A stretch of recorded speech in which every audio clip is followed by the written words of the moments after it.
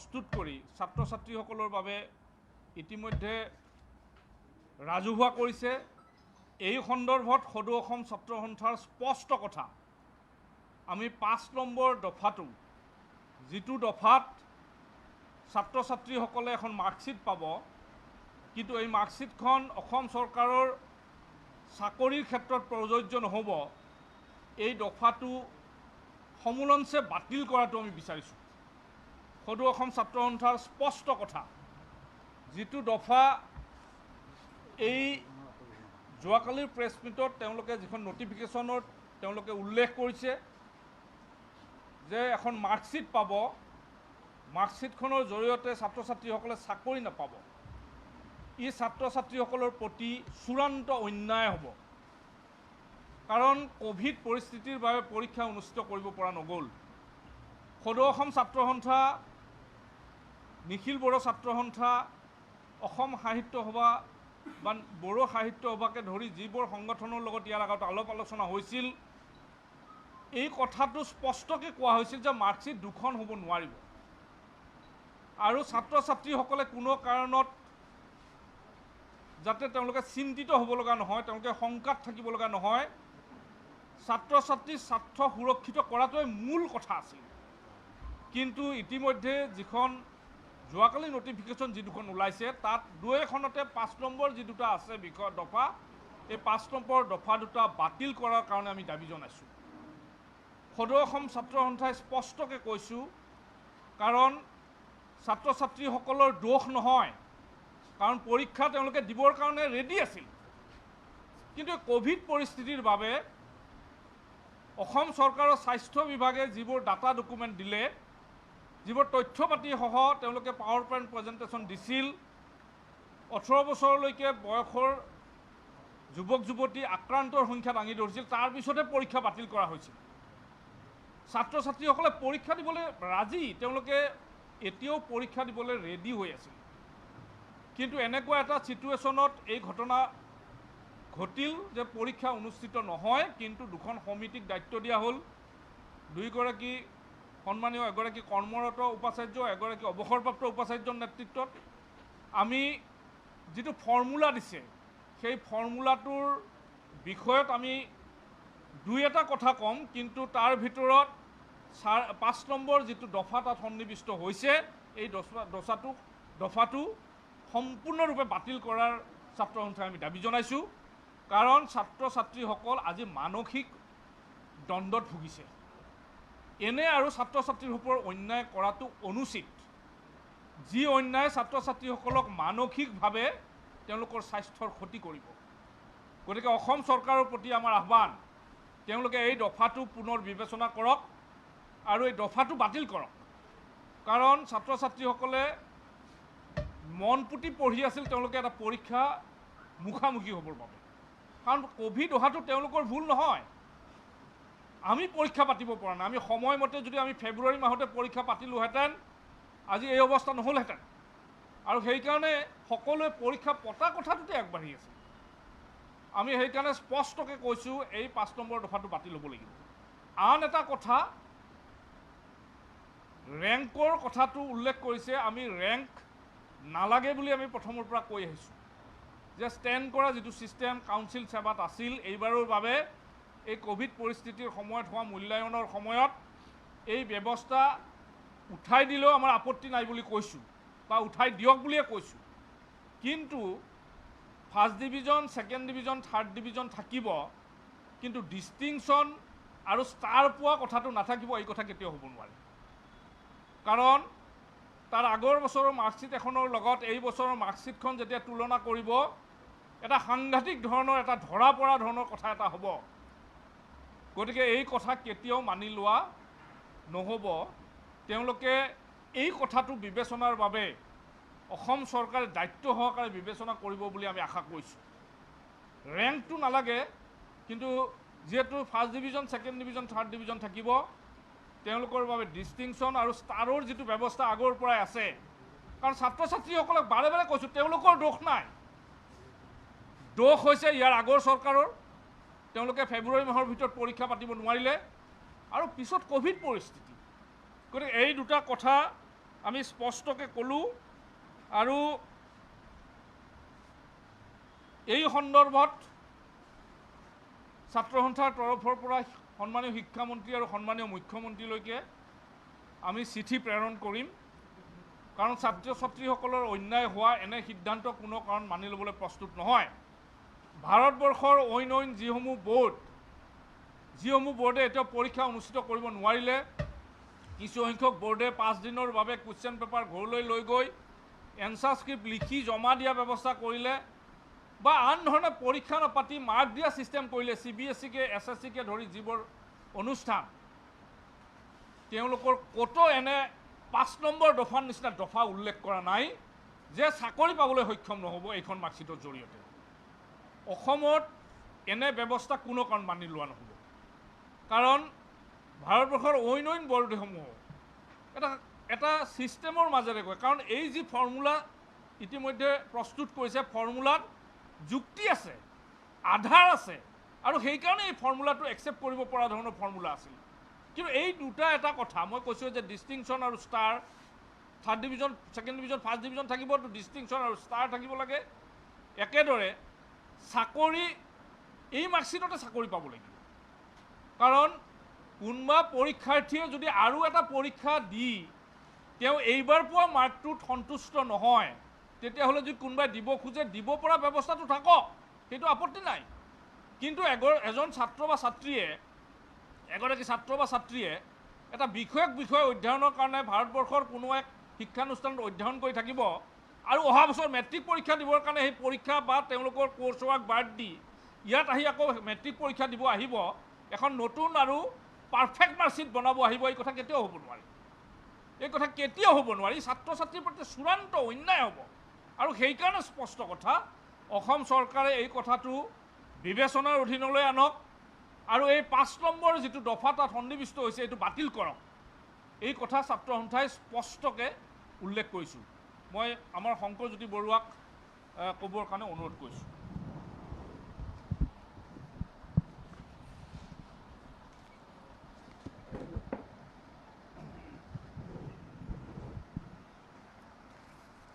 সন্মানীয় সংবাদ মাধ্যমৰ কৰ্মীসকল আমি যোৱাকালি যি মূল্যাংকন নীতি দেখিলোঁ তাৰ পৰা আমাৰ এটা অনুভৱ হ'ল যে শিক্ষামন্ত্ৰী শিক্ষা বিভাগ সেৱা আৰু কাউন্সিল এই আটাইকেইটাই ছাত্ৰ ছাত্ৰীসকলৰ এই মূল দুটা গুৰুত্বপূৰ্ণ পৰীক্ষাক লৈ তেখেতসকলে হেতালি খেলিছে আৰু এই হেতালি খেলা কাৰ্যটো আমি ছাত্ৰ সন্থাই কেতিয়াও মানি ল'ব নোৱাৰোঁ আমি যেতিয়া দুখন কমিটি গঠন কৰি দিলে উচ্চস্তৰীয় আমি সম্পূৰ্ণ আস্থা আৰু বিশ্বাসত ৰাখিছিলোঁ যে এই কমিটিৰ সিদ্ধান্তই চূড়ান্ত হ'ব আৰু ছাত্ৰ ছাত্ৰীসকলক ন্যায় প্ৰদান কৰিব কিন্তু আমি শেষত দেখিবলৈ পালোঁ যে এই নটিফিকেশ্যনখনৰ যি 5 নম্বৰ পইণ্ট সেই 5 নম্বৰ পইণ্টে কিন্তু ছাত্ৰ ছাত্ৰীসকলক ন্যায় প্ৰদান কৰা নাই বৰঞ্চ ছাত্ৰ ছাত্ৰীসকলক অন্যায় কৰিছে আৰু যিটো ছাত্ৰ ছাত্ৰীসকলে মানসিকভাৱে ভাগি পৰিছে ছাত্ৰ ছাত্ৰীসকলে কেতিয়াও ভবা নাই যে জীৱনৰ এই গুৰুত্বপূৰ্ণ পৰীক্ষাটো তেখেতসকলে 2খন মাৰ্কশ্বিট পাব তেখেতসকলে এবাৰ মূল্যাংকনৰ ভিত্তিত এখন মাৰ্কশ্বিট পাব আকৌ চাকৰি পাবৰ কাৰণে আকৌ পৰীক্ষা দি এখন মাৰ্কশ্বিট পাব এই কথাটো ছাত্ৰ ছাত্ৰীসকলে কেতিয়াও বিচৰা নাই আৰু ছাত্ৰ ছাত্ৰীসকলে মানসিকভাৱে ভাগি পৰিছে গতিকে চৰকাৰক এই সিদ্ধান্তটো বাতিল কৰিবৰ কাৰণে আমি আহ্বান জনাইছোঁ আৰু এই সিদ্ধান্তটো পুনৰ বিবেচনা কৰিব লাগিব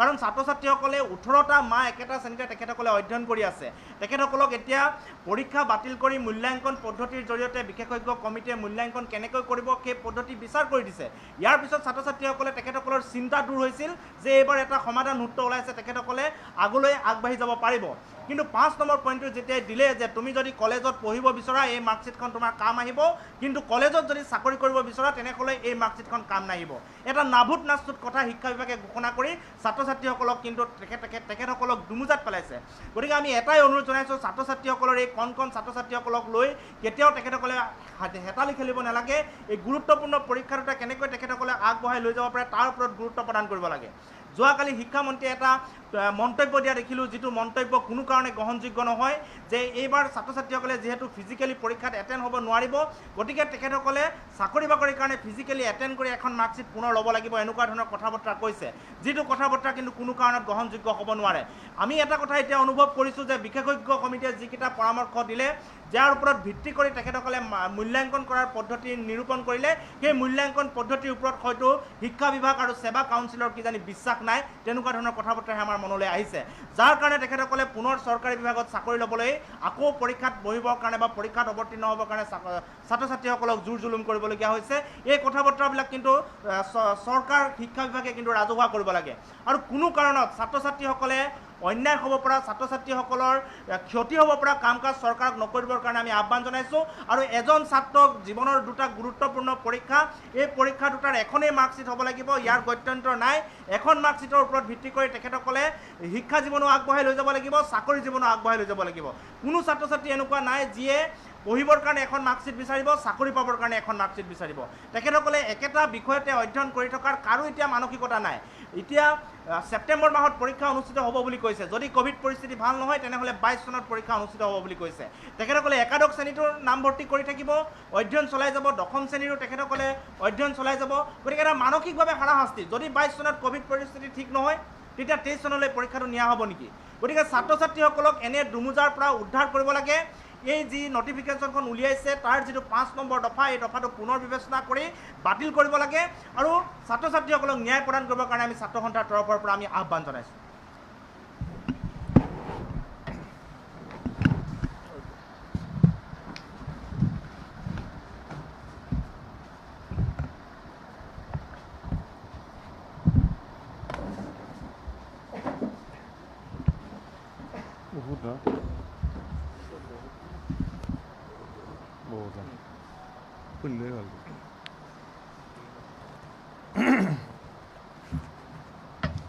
সন্মানীয় সাংবাদিকসকল এইবাৰ হাইস্কুল শিক্ষান্ত পৰীক্ষা আৰু উচ্চতৰ মাধ্যমিক স্তৰৰ শিক্ষান্ত পৰীক্ষা ফেব্ৰুৱাৰীতে হ'ব লাগিছিল ফেব্ৰুৱাৰীত চৰকাৰে নাপাতিলে কোভিড আহিল আৰু কোভিডৰ মাজত প্ৰদৰ্শন ছাত্ৰ সন্থাৰ আমি স্পষ্ট মত দিছিলোঁ যে পৰীক্ষা হ'ব লাগে আৰু পৰীক্ষা দিবৰ কাৰণে ছাত্ৰ ছাত্ৰীসকল প্ৰস্তুত আছিল সেবাৰ লগত আমাৰ আলোচনা হ'ল সন্মানীয় শিক্ষামন্ত্ৰী ৰণোজ পেগু ডাঙৰীয়াৰ লগত আলোচনা হ'ল তেতিয়াও আমি কৈছিলোঁ যে পৰীক্ষাটো পাতক পৰীক্ষা পতাৰ কাৰণে আমি সূত্ৰও দিছিলোঁ এইবোৰ কথা আমি ৰাজহুৱা কৰিছোঁ যেতিয়া স্বাস্থ্য বিভাগে ক'লে যে এই পৰিৱেশত ছাত্ৰ ছাত্ৰী পৰীক্ষা দিয়াটো সুৰক্ষিত নহয় ছাত্ৰ ছাত্ৰীসকল তেতিয়া এটা মূল্যাংকন ব্যৱস্থাৰ কথা আহিল দুগৰাকী সন্মানীয় এগৰাকী প্ৰাক্তন বৰ্তমানৰ অৱসৰপ্ৰাপ্ত এগৰাকী কৰ্মৰত উপাচাৰ্যৰ জৰিয়তে দুখন মূল্যায়ন কমিটি গঠন কৰা হ'ল দুখন মূল্যায়ন কমিটিয়ে তেওঁলোকৰ কালি প্ৰতিবেদন দাখিল কৰিছে এতিয়া মূল্যায়ন কমিটিয়ে প্ৰতিবেদন দাখিল কৰোঁতে কেইবাটাও তাত পৰামৰ্শ দিছে হাইস্কুল শিক্ষান্ত পৰীক্ষাত কি হ'ব উচ্চতৰ মাধ্যমিক স্তৰৰ মূল্যাংকন কেনেকৈ হ'ব লাগিব আমাৰ স্পষ্ট কথা যে মূল্যায়ন কমিটিয়ে যিখিনি কথা বাকী কৈছে 5 নম্বৰ দফাক বাদ দি সেইখিনি কথা সম্পূৰ্ণৰূপে কাৰ্যকৰী কৰি ছাত্ৰ ছাত্ৰীসকলক ন্যায় দিয়াৰ দায়িত্বটো কিন্তু অসম চৰকাৰ সেৱা কাউন্সিল আৰু সংশ্লিষ্টসকলৰ কাৰণ মূল্যায়ন কমিটিয়ে এটা মূল্যায়নৰ ফৰ্মুলা দিছে আমি কৈ আছোঁ যে ছাত্ৰ ছাত্ৰীসকলে ন্যায় পাব লাগিব প্ৰথমৰ পৰা আমি 3টা কথা কৈছোঁ ছাত্ৰ ছাত্ৰীসকলৰ শৈক্ষিক বছৰ ক্ষতি হ'ব নোৱাৰিব ছাত্ৰ ছাত্ৰীসকলে স্বাস্থ্যজনিত সমস্যাৰ সন্মুখীন হ'ব নালাগিব ছাত্ৰ ছাত্ৰীসকলৰ স্বাৰ্থ ৰক্ষা হ'ব লাগিব 3টা কথাই আমি কৈ আছোঁ এটা মূল্যায়ন কমিটিয়ে এটা ফৰ্মুলা দিছে 5 নম্বৰ পইণ্টটোক বাদ দি বাকীখিনি কথা কাৰ্যকৰী কৰি ছাত্ৰ ছাত্ৰীক ন্যায় দিয়াটো ছাত্ৰ ছাত্ৰীসকলক শৈক্ষিক সুৰক্ষা দিয়াৰ দায়িত্ব অসম চৰকাৰ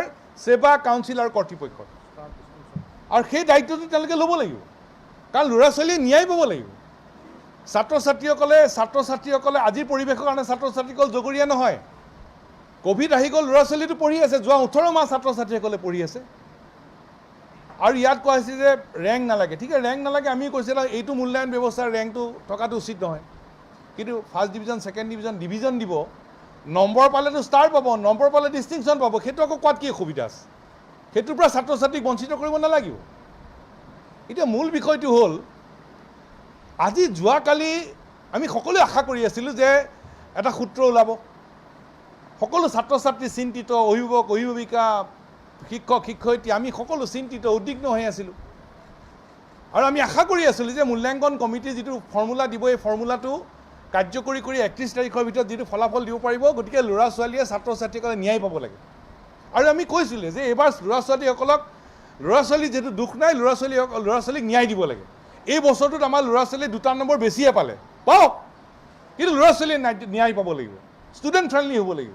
এই কথাটোকে আমি কৈ আছিলোঁ। কিন্তু কালি যিটো সূত্ৰ দিলে, সেই সূত্ৰটো 5 নম্বৰ দফা যিটো ক'লে, 5 নম্বৰ দফাত ক'লে যে ইয়াত মানে পৰীক্ষাত পাছ, চাকৰিত ফেইল। এইটো মেছেজ, বাৰ্তাটো এইটোৱেই। তাৰমানে ছাত্ৰ ছাত্ৰীসকলৰ কাৰণে ছাত্ৰ ছাত্ৰীসকলে এইখন মাৰ্কশ্বিট আৰু চাৰ্টিফিকেট লৈ চাকৰি কৰিব নোৱাৰিব। এটা নাভূত নাচোত এটা সিদ্ধান্ত। আৰু এই 5 নম্বৰ দফাটো এইবাৰ মেট্ৰিক আৰু হায়াৰ ছেকেণ্ডেৰী পৰীক্ষাত মাৰ্কশ্বিট আৰু চাৰ্টিফিকেট লৈ চাকৰি কৰিব নোৱাৰিব ৰাজ্য চৰকাৰৰ কোনো চাকৰি, এই সিদ্ধান্ত কেতিয়াও গ্ৰহণযোগ্য নহয়। এই সিদ্ধান্ত চৰকাৰে পুনৰ বিবেচনা কৰিব লাগিব আৰু এই সিদ্ধান্ত চৰকাৰে প্ৰত্যাহাৰ কৰিব লাগিব, বাতিল কৰিব লাগিব। স্পষ্ট কথা। ছাত্ৰ ছাত্ৰীৰ সুৰক্ষিত শৈক্ষিক ভৱিষ্যতৰ বাবে চৰকাৰে সিদ্ধান্ত পুনৰ বিবেচনা কৰক, এই সিদ্ধান্ত চৰকাৰে প্ৰত্যাহাৰ কৰক, বাতিল কৰক। কাৰণ ছাত্ৰ ছাত্ৰীৰ গাত দুখ নাই। পৰীক্ষাটো আমি পাতিবলৈ কৈছিলোঁ, ছাত্ৰসন্থাই আমি কৈছিলোঁ যে পৰীক্ষা পাতক। পৰীক্ষা ছাত্ৰ ছাত্ৰী দিবলৈ প্ৰস্তুত আছে, বহুত উপায় আছিল।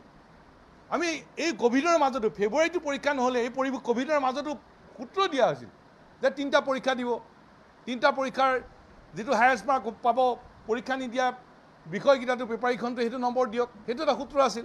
আকৌ কোৱা হৈছিল যে পৰীক্ষাৰ কেন্দ্ৰ বঢ়াই দিয়ক, এটা গ্ৰীণ কৰিডৰ লেখীয়া পৰিৱেশ পাতি পৰীক্ষাৰ সেইকেইটা দিনত সকলো বন্ধ, টোটেল লকডাউন, অকল পৰীক্ষাৰ্থী যাব, সেইবোৰতো পৰামৰ্শ দিয়া হৈছিল। ছাত্ৰ ছাত্ৰী জগৰীয়া নহয়। ছাত্ৰ ছাত্ৰীসকলৰ ভৱিষ্যতক লৈ হেতালি নেখেলিবৰ কাৰণে অসম চৰকাৰক আমি স্পষ্ট কৰি দিছোঁ। ছাত্ৰ ছাত্ৰীসকলৰ ভৱিষ্যতক লৈ হেতালি নেখেলিব। কাৰণ যোৱাকালিৰ পৰা ছাত্ৰ ছাত্ৰীসকলৰ টোপনি নাই, ছাত্ৰ ছাত্ৰীৰ মাক দেউতাকৰ টোপনি নাই, শিক্ষক শিক্ষয়িত্ৰীৰ টোপনি নাই, খাবলৈ পাহৰি গৈছে। ছাত্ৰ ছাত্ৰী খাবলৈ পাহৰিছে, পিতৃ মাতৃয়ে খাবলৈ পাহৰিছে, টোপনি নোহোৱা হৈছে। কাৰণ নিজৰ জীৱনটোক আগুৱাই নিবলৈ সপোন আছিল তেওঁলোকৰ। আৰু জীৱনটোক আগুৱাই নিবলৈ যিটো সপোন, এই সপোনটোক এইখন চাৰ্টিফিকেট আৰু মাৰ্কশ্বিট লৈ চাকৰি কৰিব নোৱাৰিব, এইটো ছাত্ৰ ছাত্ৰীৰ ওপৰত সাংঘাতিক মাধমাৰ। এই কথাটো সদৌ অসম ছাত্ৰ সন্থাই আমি কেতিয়াও নামানো, এইটো কেতিয়াও গ্ৰহণযোগ্য নহয়। আৰু এই বিষয়ত আমি নিখিল বড়ো ছাত্ৰ সন্থা আৰু বড়ো সাহিত্য সভাৰ লগত ইতিমধ্যে কথা পাতিছোঁ, কাৰণ তেওঁলোকো আলোচনাত আছিল। কৈছিল আচৰিত কথা, নাভূত নাচোত সিদ্ধান্ত। আৰু সেইকাৰণেই স্পষ্ট কথা, আজিৰ পৰিস্থিতিৰ কাৰণে ছাত্ৰ ছাত্ৰী দুখী নহয়। আৰু সেইকাৰণে ছাত্ৰ ছাত্ৰীসকলৰ স্বাৰ্থ ৰক্ষা কৰিবৰ ব্যৱস্থা ল'ব লাগিব। ছাত্ৰ ছাত্ৰীসকলৰ স্বাৰ্থ ৰক্ষা হ'বই লাগিব। মূল্যাংকন কমিটিয়ে আন বিষয় যিবোৰ দিছে সেইবোৰ কাৰ্যকৰী কৰি ছাত্ৰ ছাত্ৰীৰ স্বাৰ্থ ৰক্ষা কৰাৰ দায়িত্ব অসম চৰকাৰৰ, সেৱা কাউন্সিলৰ কৰ্তৃপক্ষৰ। আৰু এইখন চাৰ্টিফিকেটৰ মাৰ্কশ্বিটৰ জৰিয়তে আকৌ চাকৰি নাপাব, এই ছাত্ৰ ছাত্ৰীৰ স্বাৰ্থ বিৰোধী সিদ্ধান্ত গ্ৰহণযোগ্য নহয়। এই সিদ্ধান্ত প্ৰত্যাহাৰ কৰিব লাগিব, এই সিদ্ধান্ত বাতিল কৰিব লাগিব। ছাত্ৰ ছাত্ৰীসকলৰ স্বাৰ্থ বিঘ্নিত হোৱা কোনো কথাই আমি মানি নলওঁ। এটা নাভূত নাচোৰ সিদ্ধান্ত। আৰু ছাত্ৰ ছাত্ৰীৰ ভৱিষ্যতক লৈ হেতালি নেখেলিবলৈ আমি অসম চৰকাৰক স্পষ্ট কৰি দিছোঁ, সোনকালে আমাক সিদ্ধান্ত লাগিব। আৰু আজি আমি সদৌ অসম ছাত্ৰ সন্থাই অসমৰ সন্মানীয় মুখ্যমন্ত্ৰী ডাঙৰীয়া, সন্মানীয় শিক্ষামন্ত্ৰী ডাঙৰীয়াক লিখিতভাৱে আমাৰ পত্ৰ আমি প্ৰেৰণ কৰিম। কিবা প্ৰশ্ন আছে কৰিব পাৰে। কি কয়? 5 নম্বৰ দফাটো বাতিল কৰিব লাগিব। নাই, বাতিল নকৰিলে ল'ৰা ছোৱালীৰ ভৱিষ্যত সাংঘাতিক। আৰু এইটো মেট্ৰিক আৰু হায়াৰ ছেকেণ্ডেৰী পৰীক্ষা দিয়াৰ পিছত এখন চাৰ্টিফিকেট আৰু মাৰ্কশ্বিট পাব, চাকৰি নাপাব, সেইটো নামানো আমি। স্পষ্ট কথা, চৰকাৰক আমি স্পষ্টকৈ কৈছোঁ, ছাত্ৰ ছাত্ৰীৰ ভৱিষ্যতক লৈ হেতালি নেখেলিব। আৰু তাৰ কাৰণে চিঠি দিম আনুষ্ঠানিকভাৱে। আমি স্পষ্টকৈ কৈছোঁ, চাওক, ল'ৰা ছোৱালীৰ ভৱিষ্যতক লৈ হেতালি খেলিব নালাগিব। আজিৰ তাৰিখত ল'ৰা ছোৱালী পৰীক্ষা দিম বুলি আছিল। আমি পৰীক্ষা হোৱাৰ পক্ষপাতিত আছিলোঁ। আমি ছাত্ৰ সন্থাই পৰীক্ষা হোৱাটো বিচাৰিছোঁ, নিখিল বড়ো ছাত্ৰ সন্থাই বিচাৰিছোঁ। আমি স্পষ্টভাৱে পৰীক্ষা হোৱাত বিচাৰিছিলোঁ। পৰীক্ষাটো এতিয়া স্বাস্থ্যজনিত কথাত ছাত্ৰ ছাত্ৰীসকলৰ সুৰক্ষিত নহয় বুলি কোৱাৰ কাৰণেহে মূল্যাংকন কথাটো আহিল। সেইকাৰণে বিশেষজ্ঞসকলৰ মূল্যাংকন কমিটি আহিল। মূল্যাংকন কমিটি 2টা ফৰ্মুলা বনাইছে, 2টাত মেট্ৰিকৰ কি হ'ব, হায়াৰ ছেকেণ্ডেৰীত কি হ'ব। গতিকে মূল্যাংকন কমিটিৰ ফৰ্মুলাটো কাৰ্যকৰী কৰি ল'ৰা ছোৱালীৰ স্বাৰ্থ ৰক্ষা কৰাৰ দায়িত্বটো চৰকাৰ, সেৱা কাউন্সিল কৰ্তৃপক্ষৰ। কিন্তু 5 নম্বৰ দফাটো ক'ৰ পৰা আহিল? মূল্যাংকন নহ'লে পৰীক্ষা, মূল্যাংকন কমিটি নহ'লে পৰীক্ষা হয়। পৰীক্ষা হ'লেতো এই মাৰ্কশ্বিট আৰু চাৰ্টিফিকেট লৈতো ল'ৰা ছোৱালীটো সকলোৰ কাৰণে প্ৰযোজ্য হ'ব। এইখন মেট্ৰিক আৰু হায়াৰ ছেকেণ্ডেৰী ল'ৰা ছোৱালী পৰীক্ষা দি মাৰ্কশ্বিট আৰু চাৰ্টিফিকেট পালেহেঁতেন। পৰীক্ষা পাতিব নোৱাৰাৰ কাৰণেতো মূল্যাংকন হ'ব। মূল্যাংকন কৰিতো এখন চাৰ্টিফিকেট আৰু মাৰ্কশ্বিট দিব। সেই চাৰ্টিফিকেট আৰু মাৰ্কশ্বিটেৰে চাকৰি বাকৰি শিক্ষা দীক্ষা সকলোৰে প্ৰযোজ্য হ'ব লাগিব। এইটো মূল্যাংকনৰ পৰা যিখন চাৰ্টিফিকেট দিব, যিখন মাৰ্কশ্বিট দিব, সেইটো পঢ়া শুনা চাকৰি বাকৰি সকলোৰে প্ৰযোজ্য হ'ব লাগিব। এইখন চাৰ্টিফিকেট আৰু মাৰ্কশ্বিট দিলে চাকৰি কৰিব নোৱাৰিব। এইটো ছাত্ৰ ছাত্ৰীৰ প্ৰতি ঘোৰ অন্যায়। এইটো ঘোৰ অন্যায়। এই ঘোৰ অন্যায় মানি নলওঁ আমি। এই কথাটো চৰকাৰে পুনৰ বিবেচনা কৰিব লাগিব। ছাত্ৰ ছাত্ৰীৰ প্ৰতি যদি অসম চৰকাৰ যদি তিল মাত্ৰ যদি দায়বদ্ধ, অকণমানো যদি দায়বদ্ধ হয়, এই সিদ্ধান্ত পুনৰ বিবেচনা কৰক, এই সিদ্ধান্ত প্ৰত্যাহাৰ কৰক, এই সিদ্ধান্ত বাতিল কৰক।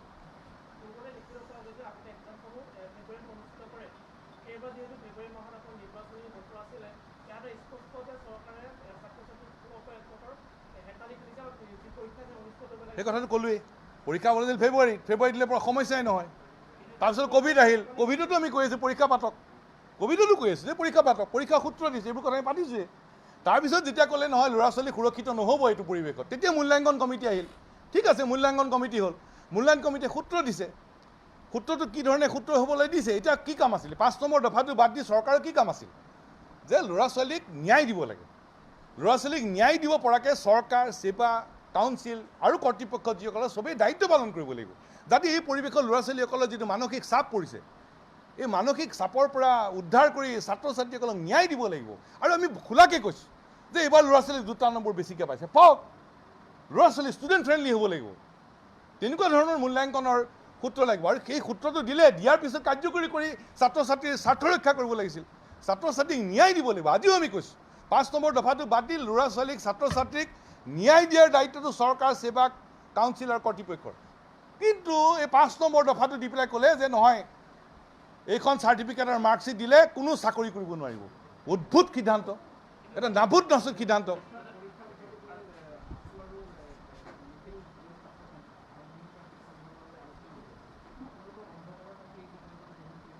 নহয়, এইটোতো আমি নাজানোৱেই। আৰে এইটো মেট্ৰিকৰ চাৰ্টিফিকেট আৰু মাৰ্কশ্বিট ল'লে চাকৰি নাপাব, এইটো কোনে সপোনত ভাবিছে? এইটো নাভূত নাচুত সিদ্ধান্ত। এইটো আমি নহয়, আমি তাত কেনেকৈ জড়িত? আমি প্ৰশ্নই নাই। আমাৰ লগত কি আলোচনা আছিল? পৰীক্ষা হ'ব, আমি কৈছোঁ পৰীক্ষা পাতক। পৰীক্ষা পতাৰ ফৰ্মুলা দিছোঁ, এইটো আপোনালোকক পাতিছোঁৱেই। 3খন পেপাৰ, এই ফৰ্মুলা দিয়া হৈছে। চৰম অন্যায়।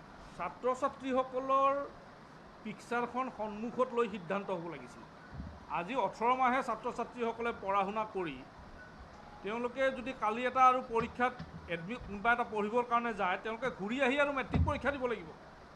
তেওঁলোকে ঘূৰি আহি আকৌ হায়াৰ ছেকেণ্ডেৰী পৰীক্ষা দিব লাগিব। 2টা পৰীক্ষাত 2খন নটিফিকেশ্যনত তেওঁলোকে এই মাৰ্কশ্বিটে চাকৰিৰ ক্ষেত্ৰত কাম নহ'ব বুলি কৈছে। ইয়াক অপৰাধ। আচলতে এনেকুৱা কাম কৰিব নাপায়। কাৰণ ছাত্ৰ ছাত্ৰীসকল দোষী নহয়। ক'ভিড পৰিস্থিতিৰ কাৰণে এই অৱস্থা হৈছে আৰু ফেব্ৰুৱাৰী মাহত পৰীক্ষা অনুষ্ঠিত নহ'ল কাৰণে এই অৱস্থা হৈছে। কাৰণ বহু ষ্টেটে ফেব্ৰুৱাৰী মাহত পৰীক্ষা পাতি শেষ কৰিছে। আৰু এনে অৱস্থা আমাৰ ষ্টেটতে হৈছে এনেকুৱা কথা নহয়, আন ৰাজ্যতো এনেকুৱা কথা হৈছে। আগৰ মাৰ্কশ্বিট চাই বা এনেকুৱা যেনেকৈ CBSE 30:30:40 কৰিছে, তেওঁলোকৰ লিখা আছে নেকি যে তেওঁলোকৰ এই মাৰ্কশ্বিটখন চাকৰি পাবলৈ সক্ষম নহ'ব বুলি লিখা আছে নেকি? আজি ছত্তীশগড়ে যে তেওঁলোকে ঘৰত বহি লৈ গৈ পেলাই যে লিখিব দিছে, 5 দিন পিছত আনি জমা দিব দিছে, তেওঁলোকৰ মাৰ্কশ্বিটখনত লিখা থাকিব নেকি যে এইখন মাৰ্কশ্বিটে তেওঁলোকে চাকৰি নাপায়? এইটো কেনেকুৱা কথা এটা আনিছে? এইটো কোনো কাৰণ সহ্য কৰিব পৰা বিষয় নহয়।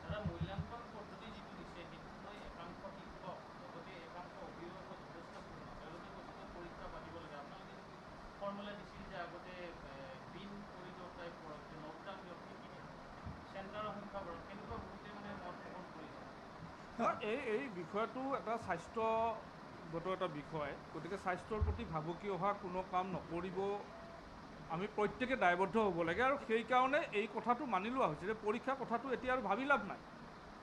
কাৰণ ইনফেক্টেড ছাত্ৰ ছাত্ৰীৰ সংখ্যা যেতিয়া দিব তথ্যগতভাৱে, তেতিয়া আমি আৰু সেইটো অকৰামী কৰি লাভ নাই। কাৰণ ছাত্ৰ ছাত্ৰীসকলৰ সুৰক্ষিত স্বাস্থ্যটো অত্যন্ত জৰুৰী। আৰু সেইকাৰণেহে আচলতে পৰীক্ষা নাপাতি মূল্যায়ন, কাৰণ ভাৰতবৰ্ষত সকলোৱে কৰিছে পৰীক্ষা নাপাতি। হয়তো কেৰালাই পাতিছে বা 2-এখন ষ্টেটে পাতিছে। যথেষ্ট চেনিটাইজৰ ব্যৱস্থা কৰিছে, সুকীয়া সুকীয়া ৰুমৰ ব্যৱস্থা কৰিছে, কৰি পাতিছে। আমিতো সেইবোৰ কথাই কৈ আছিলোঁ যে চেণ্টাৰৰ সংখ্যা বৃদ্ধি কৰক, 3খন পেপাৰৰ পৰীক্ষা, এইবোৰেতো কৈ আছোঁ, পৰীক্ষাটো পতা কথাই কৈ আছোঁ। সেইকাৰণে কৈছোঁ গোটেই সিদ্ধান্তৰ কাৰণে ছাত্ৰ ছাত্ৰীসকল দোষী নহয়, কিন্তু তেওঁলোকক এখন কিয় বেলেগ মাৰ্কশ্বিট দিব, এই কথাটো কোনোখন মানি লোৱা নহয়। কাৰণ যোৱাকালিৰ পৰাই ঘোষণা কৰাৰ পিছত অভিভাৱক ছাত্ৰ ছাত্ৰীয়ে টোপনি মাৰিব পৰা নাই, আৰু শীঘ্ৰে তেওঁলোকে এই যিটো 5 নম্বৰ দফাটো উইথড্ৰ কৰা কথাটো, বাতিল কৰা কথাটো ঘোষণা কৰিব লাগে, শীঘ্ৰে ঘোষণা কৰিব লাগে। কাৰণ আৰু বেলেগ যাতে পৰিৱেশ নহয়, তাৰ আগতে অসম চৰকাৰে দায়িত্ব সহকাৰে এই কথাটো অনুধাৱন কৰি তেওঁলোকে অতি শীঘ্ৰে তেওঁলোকে ব্যৱস্থা লওক যে 5 নম্বৰৰ বিষয় যিটো দফা, এই দফাটো উইথড্ৰ কৰা হৈছে, এই দফাটো বাতিল কৰা হৈছে, আৰু ছাত্ৰ ছাত্ৰীসকলক ন্যায় দিবৰ কাৰণে বাকী যিবোৰ ফৰ্মুলা বা যিবোৰ তথ্য বা আধাৰ হিচাপে লৈ যিবোৰ ফৰ্মুলা তেওঁলোকে প্ৰস্তুত কৰিছে, তাৰ ভিত্তিত ন্যায়ৰ ব্যৱস্থা কৰিব। তাৰ লগত আমি কৈছোঁ যে যিহেতু 3rd division, 1st division, 2nd division থাকিব, গতিকে ষ্টাৰ আৰু ডিষ্টিংশ্যনৰ যিটো ব্যৱস্থা, কাৰণ মই কৈছোঁ অহাবাৰৰ মাৰ্কশ্বিট, যোৱাবাৰৰ মাৰ্কশ্বিট আৰু এইবাৰৰ মাৰ্কশ্বিটত এই কথাটো ৰেংকটো বেলেগ কথা, ৰেংক টোটেলি বেলেগ কথা। ৰেংকটো এইবাৰৰ কাৰণে নহ'লেও হ'ব, কিন্তু তেওঁলোকে ষ্টাৰ ডিষ্টিংশ্যন মাৰ্ক হিচাপে যিটো পাব লাগে, আগে পিছে ফৰ্মুলা মতে যিটো পায় সেইটো পাব লাগে। আৰে ছাত্ৰ ছাত্ৰীসকলৰ দোষ হোৱা নাইতো, ছাত্ৰ ছাত্ৰীসকলে তেওঁলোকৰ দোষী নহয়, 18 মাহে পঢ়ি আছে তেওঁলোকে, আজিও পৰীক্ষা দিবৰ কাৰণে প্ৰস্তুত তেওঁলোক। আমিহে পৰীক্ষা পাতিব নোৱাৰিলোঁ ফেব্ৰুৱাৰীত। গতিকে এই মূল্যায়ন ছাত্ৰ ছাত্ৰীৰ ফ্ৰেণ্ডলি হ'ব লাগিব, ষ্টুডেণ্ট ফ্ৰেণ্ডলি হ'ব লাগিব, আৰু অসম চৰকাৰৰ আমি সন্মানীয় মুখ্যমন্ত্ৰী আৰু সন্মানীয় শিক্ষামন্ত্ৰীলৈ সুকীয়া সুকীয়াকৈ চিঠি প্ৰেৰণ কৰিম, সেই সিদ্ধান্ত লৈছোঁ, আৰু সেই সিদ্ধান্ত বাতিল কৰিবৰ কাৰণে আমি দাবী জনাইছোঁ। ধন্যবাদ আপোনালোকে।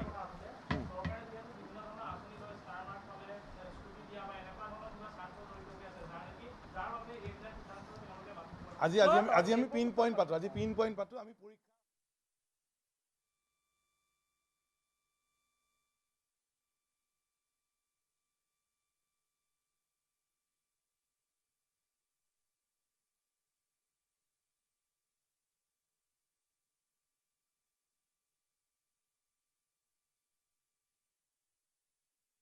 এইখন মাৰ্কশ্বিট আৰু চাৰ্টিফিকেটে চাকৰি নাপাব, এই অদ্ভুত নাভূত নাচুত সিদ্ধান্ত কেতিয়াও গ্ৰহণযোগ্য নহয়। চৰকাৰে এই সিদ্ধান্ত পুনৰ্বিবেচনা কৰিব লাগিব, প্ৰত্যাহাৰ কৰিব লাগিব, বাতিল কৰিব লাগিব।